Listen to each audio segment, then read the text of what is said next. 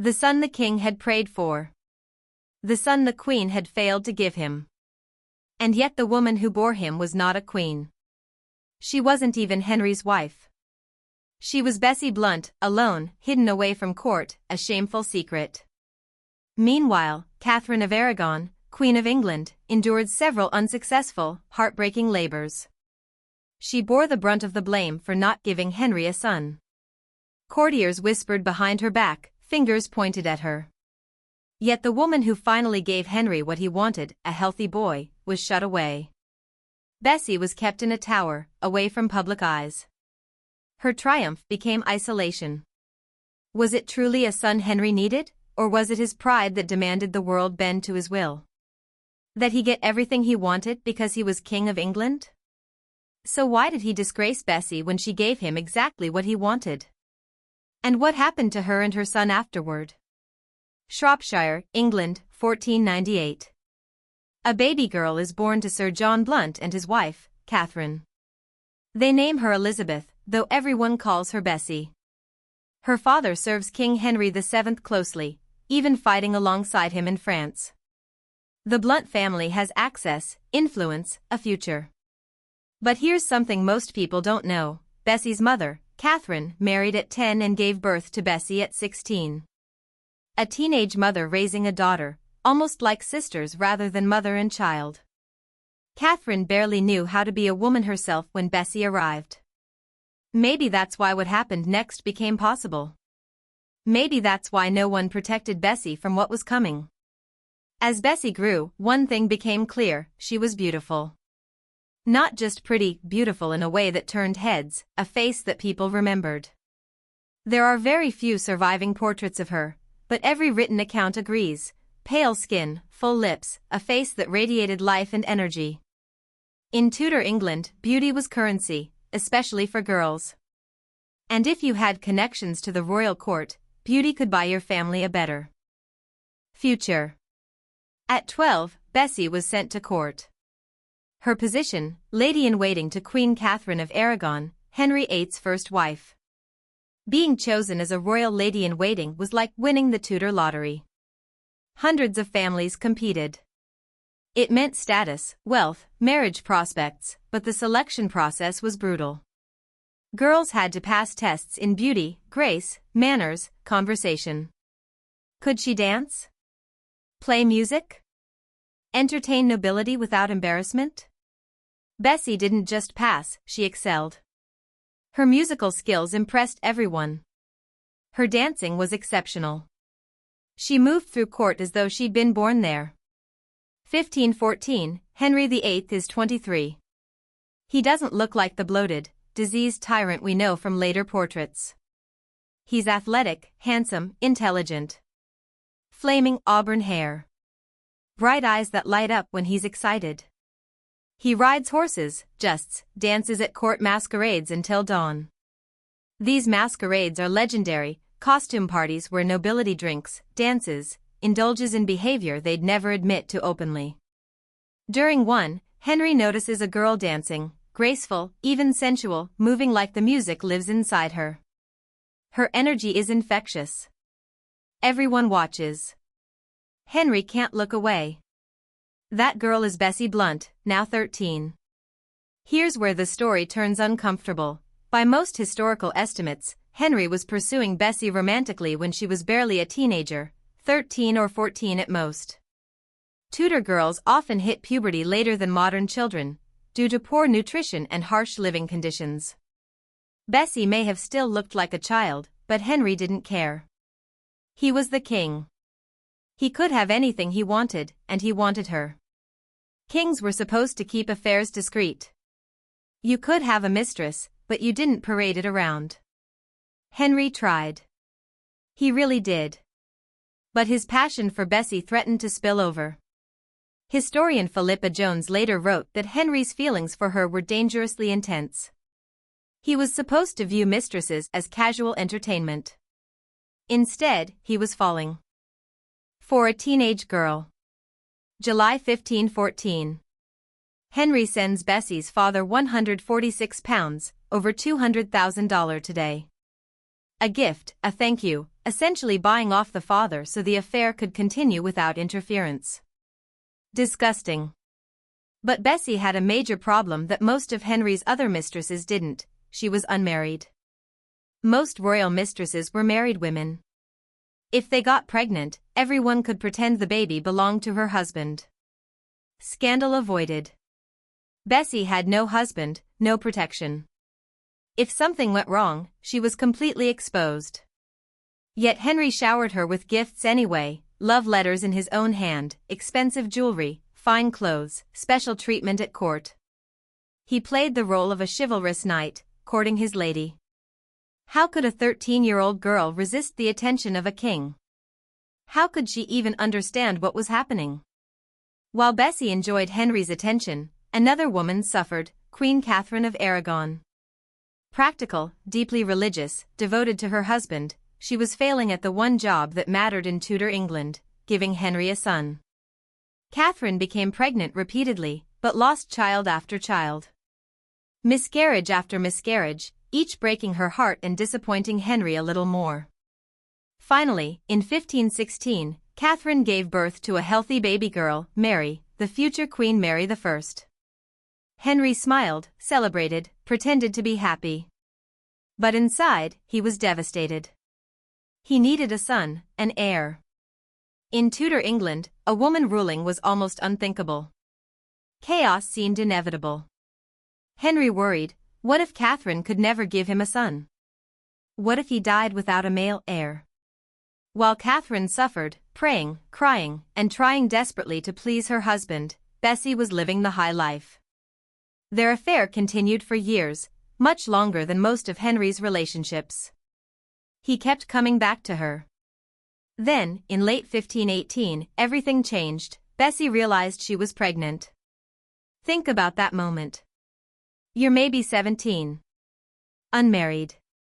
Carrying the King of England's baby. There's no hiding this. Everyone will know. The entire court will gossip. The Queen will find out. Your life is about to explode.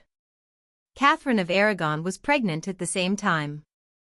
Two women, both carrying King Henry's children, one his wife, one his teenage mistress. It should have been Catherine's triumph, her chance to finally give Henry the son he wanted. Instead, she delivered another stillborn daughter. Another dead baby. Another failure. While Catherine grieved, Bessie's belly kept growing, healthy, strong, without complication. Henry made a rare smart decision. He moved Bessie far from the royal palace to a remote monastery, where she could give birth quietly, away from Catherine's devastated eyes, away from court gossip. June 1519. Bessie went into labor. Henry sent men to watch, to report back immediately, to tell him the moment the baby arrived. The birth took hours, painful, exhausting. And when the baby finally came, it was a boy. A healthy baby boy. Everything Henry had prayed for. Everything Catherine couldn't give him. They named him Henry FitzRoy. The name was a message. Fitz meant son of in Norman French. Roy meant king. Son of the king. Henry was officially acknowledging this child as his own. He was rubbing it in Catherine's face, but the name carried an even darker message: it proved Henry could father sons. The problem wasn't with him. It was with Catherine. This moment destroyed Catherine's position. Before FitzRoy, Henry could hope that maybe the next pregnancy would work. Maybe Catherine would finally succeed. Now he knew she wouldn't. Bessie had done it, without even trying. Henry was overjoyed. He couldn't contain himself. When Catherine left court to visit friends, he paraded little Henry FitzRoy around the palace. Look what I made. Look at my son. The cruelty is almost unimaginable. But Bessie had her own moment of recognition. She'd given the king what no one else could, officially marking her place in history. Almost immediately, the affair ended. Just like that. Historians still debate why. Some say Henry simply didn't need her anymore. She'd proven he could have sons. Mission accomplished. Time to move on. Others propose a darker reason: childbirth repulsed Henry. He had a specific, almost fetishized view of mistresses. They were supposed to exist in an ethereal, untouchable realm of chivalric fantasy. Perfect, idealized. Babies ruined that illusion. Messy, real. They reminded Henry that his mistresses were actual women with bodies that did gross, biological things. The moment Bessie gave birth, Henry's attraction died. She'd served her purpose. Now she was used goods. And yet another factor: Mary Boleyn. And Boleyn's older sister. Around the same time Henry dropped Bessie, Mary caught his eye. Mary would be his mistress, and would become his second wife, the woman Henry would break from the Catholic Church to marry and eventually execute. In 1519, Mary was walking into Henry's life. Bessie was walking out. Multiple contemporary sources say Bessie was more beautiful, more charming, more graceful than Anne. Yet Anne became queen, and Bessie was forgotten. Why? Because Bessie's greatest strength, her ability to give Henry a son, became her greatest weakness. She'd proven what he needed to know. Now she was expendable. And watched carefully. She would not make the same mistake. She held back, turning refusal into power, forcing Henry to stake his crown, his church, and his kingdom to claim her. Bessie's world crumbled. Henry wanted her married off fast, before people asked awkward questions. He arranged a marriage to Gilbert Talboys, Baron of Kyme, no choice, no discussion. The cruelest part? Gilbert's family had a documented history of mental illness. Insanity ran in his bloodline. Henry VIII, the man who had held Bessie in his arms, written her love letters, fathered her child, married her off to a family of lunatics. The wedding happened in 1522. Bessie was roughly 24. She had gone from the king's favorite to a countryside wife in 3 years. The cruelest part of all? Her son, Henry FitzRoy, was taken from her. Not officially, but practically. Palace officials controlled his education, upbringing, and future. Bessie could visit him occasionally, briefly, but she couldn't raise him. Her visits were stolen moments, gifts, a white satin doublet, 2 beautiful horses he loved riding, her only connection to the boy who bore her legacy. Bessie tried to make her marriage work. She had 3 children with Gilbert, played the role of country noblewoman, and pretended her old life never happened. But Tudor England was merciless. 1530, Gilbert died. Bessie was a widow at 32. Vultures circled. She was still beautiful, still connected to the king, still the mother of Henry FitzRoy, who might one day inherit the throne if Henry had no legitimate sons. Lord Leonard Grey, powerful and 20 years older, proposed marriage. Bessie refused. She shocked everyone by saying no. She had been mistress to the king, given birth to a royal child. She wasn't going to settle for another arranged marriage. Instead, she married for love, Baron Edward Fiennes, 12 years her junior, not wealthy, no major connections. She chose him. That choice must have felt like freedom. For a few brief years, Bessie was happy. Then, in July 1536, tragedy struck again. Henry FitzRoy, her son, died at 17 from a sudden, mysterious illness. Officially, tuberculosis, or consumption, a wasting disease that destroyed the lungs. But the circumstances were suspicious. Henry ordered an immediate burial, bare bones, no public mourning, no funeral. He specifically barred Bessie from attending. Why the secrecy? Some historians believe FitzRoy actually died of pneumonic plague, highly contagious, capable of spreading like wildfire through the court. If that's true, Henry's secrecy makes sense. He was protecting himself and his remaining heirs. But for Bessie, it meant she never got to say goodbye to her son. She wasn't there when he was buried. She couldn't mourn him properly. After everything she had sacrificed, her childhood, her reputation, her entire life, she couldn't even attend her own son's funeral. While all this was happening to Bessie, Henry was making history. He divorced Catherine of Aragon, broke from the Catholic Church to do it, married Anne Boleyn, and had her executed in 1536 after she failed to give him a son. Then he married Jane Seymour, who gave birth to Edward VI and died shortly afterward. Now Henry was searching for wife number 4. He chose Anne of Cleves, a German princess he had never met. His advisors showed him a portrait, he agreed to the marriage, and Bessie Blount made a truly bizarre decision: she returned to court. Why would she go back after everything Henry had done to her? After he'd used her, discarded her, married her off, taken her son, and barred her from his funeral? We don't know. History doesn't tell us what she was thinking. Maybe she was lonely. Maybe she missed the excitement of court life. Maybe she wanted to stay close in case Henry ever needed her again. Or maybe she just couldn't stay away. She became Anne of Cleves' lady-in-waiting. Imagine that, serving your ex-lover's new wife, watching him fall in and out of love, repeating the same patterns over and over.